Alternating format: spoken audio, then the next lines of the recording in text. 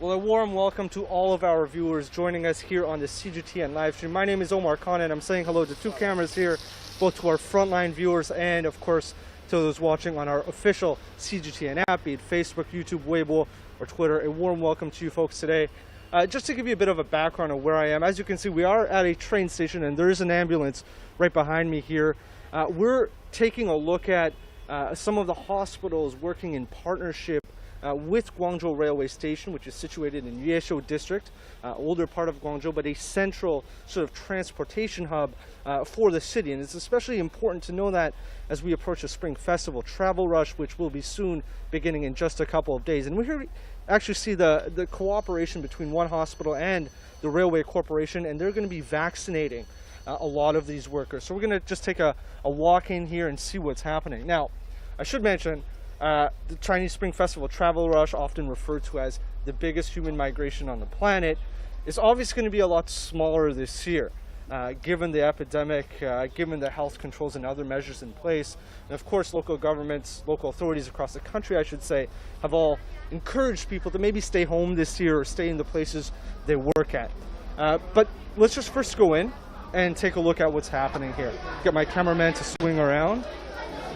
Sorry, it's extremely noisy in here. We're slowly going in.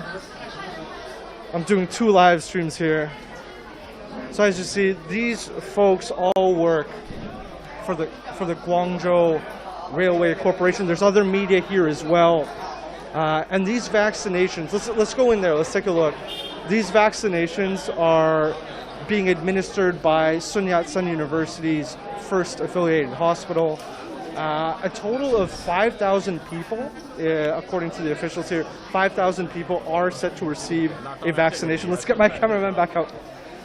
And those 5,000 vaccinations are meant to be administered by 5 different hospitals. But so far today, it's only been Sun Yat-sen University first affiliated hospital. Let's just take a look at what's happening. People are getting vaccinated. I don't know if we could get too much of a close-up here.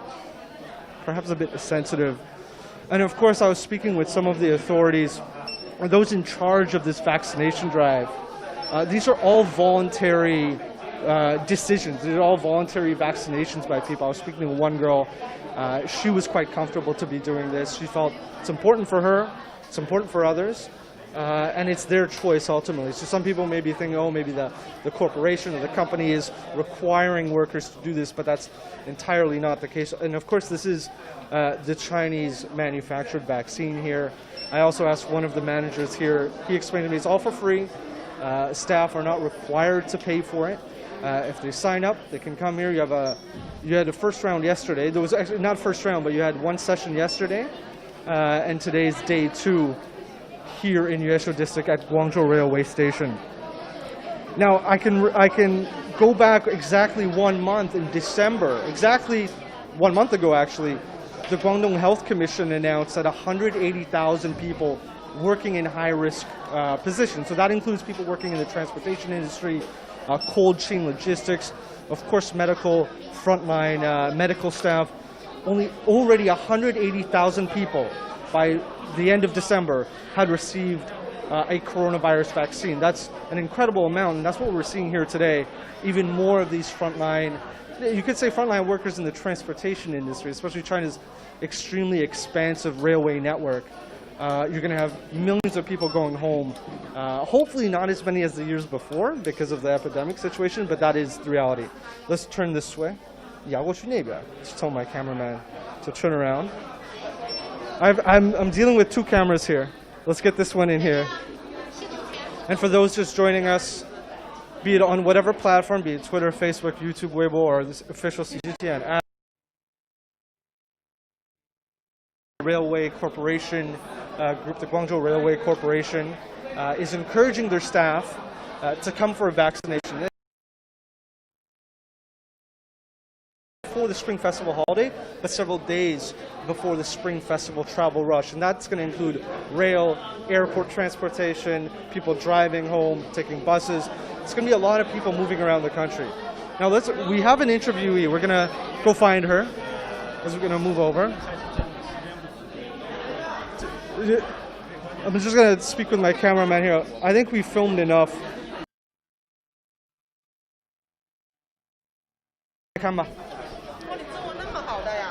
So we see there's people, all the doctors in full protective gear. Now, all of these people obviously have been tested before for the coronavirus. They're just here to get their vaccination. And some of you may be wondering, why are we doing this at the railway station, sort of one of their offices here? Why aren't we just doing this at the hospital? But if you have so many people going in and out of the hospital, this is according to the officials, that could possibly be a risk to spreading the virus. And we've seen several flare-ups in recent months in China. If you look at Shijiazhuang and you look at northeast part of China. But I have to say, those have been well contained. For any viewers who are curious, okay, I live in Guangzhou. I've been in Guangzhou for 2 years. I've been in Guangzhou the entire time of the pandemic, of the epidemic here, I should say. And it was at least by April or May last year, things were back to normal. You still wear your mask. Obviously, social distancing is encouraged. Travel is disencouraged. But it's been managed extremely well here. Extremely organized. People, up until this day, still wearing masks. Still following rules. Still, if you travel to an area with medium risk or even high risk, you will be in quarantine. You will be required to take nucleic acid tests. So that's all in action. That's all in play. This is the reality of here of what things are like in Guangzhou and many other parts of China. Of course, the winter time has started, so that is also another concern for people as it gets colder across many parts of China. And you can see, let's just see how this goes for this gentleman. I'm gonna hold my cameraman right here. I know for some people, seeing a needle injection could be a bit of a sort of feeling, but as you see, documents are being injected. Second floor, which we won't be able to visit. ID, their medical information, their health records, and if everything checks out, they can come down here and they can get their vaccination. And I did ask one of the managers here, and I was specifically asking about how voluntary and how necessary this is. And the answer was because some people may have pre-existing conditions, or it may not be suitable to take the vaccine because of their health condition, that it's really up to them. It's up to the medical professionals to make that choice. So that is, of course, necessary. This gentleman is getting his documents scanned, I believe registered into the system. I'm not going to disturb them here. I'm going to just give you folks a good shot here.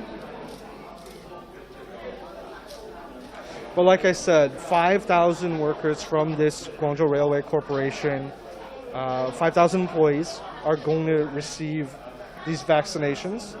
And Sun Yat-sen University, the people's first affiliated hospital, is responsible for about 1,200, 1,300 of those vaccinations, of those inoculation injections. But of course, there's a lot more workers that probably should be getting that. This is the first time, as I mentioned, that they've come here to the railway station to avoid that many people going in and out of hospital. Okay, let's go find our interviewee.